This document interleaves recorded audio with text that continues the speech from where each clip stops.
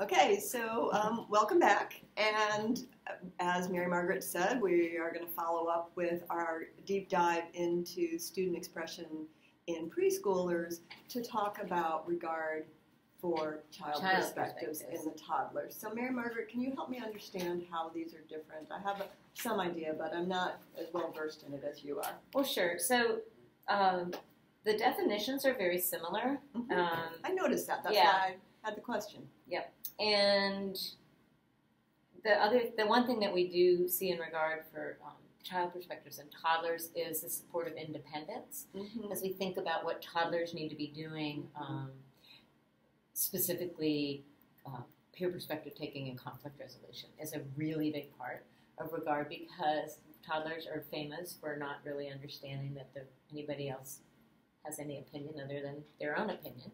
Right. They're just moving towards being able to see other people's points of view. So that's one thing, a big difference in this dimension and in this the domain of emotional and behavioral support. The other thing is we have child focus, which is different than flexibility and student focus. We've got support for autonomy and leadership with pre-K, which you could kind of connect to support of independence, right? And restriction of movement, we don't have that in toddler. And why is that? Well, it's more in the flexibility piece. Okay. If you think about toddlers and they're being very whole body learners, and it's very difficult for them to be still. Right. And so if you're trying to get toddlers to be still, not move, stay in certain places, it's beyond their impulse control. Right. And so you're going to find that that's going to diminish the emotional and behavioral support for toddlers when you have unreal expectations, right, or unclear expectations. Right, that makes sense. Well, maybe they're clear, but they're unreal. But unreal, yeah. Right. But the thing I think is really interesting is student expression per se is not in there. And, right. And since we talked about that in the last video clip, I thought I would talk about how we really do have student expression as a part of child focus in toddler. And if you think about it, toddlers are not always verbal. Right. So therein lies the difference. Right. If you start with 15 months to 36 months, sure, you've got a child that may have very limited language to a 3-year-old who has quite a bit of language. Right. So they're building that receptive language. Mm-hmm. So in the manual, because I love to look at the manual, in the high range, on page 39,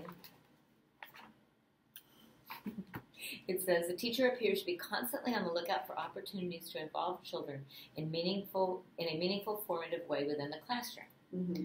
Asking them what to do next or how they could use material, and this is the important part of where it kind of comes into the expression. The teacher elicits ideas from the children about activities to use either verbally or non-verbally. So how would that look non-verbally? So they're provided choices.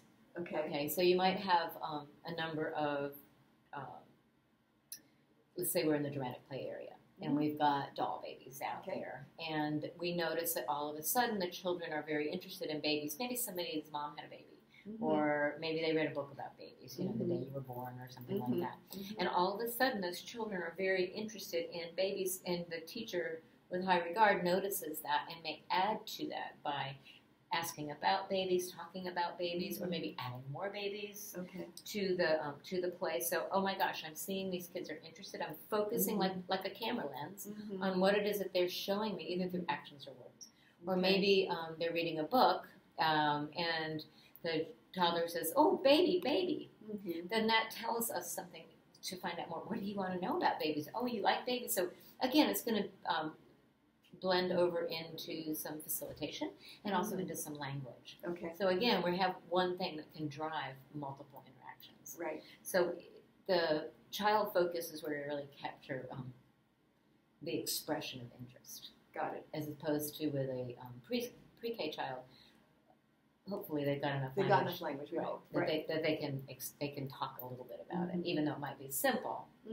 Where we have a little different focus of how we're trying to get them to tell us, because so much with toddler is cue driven, and they truly drive the context of the interactions.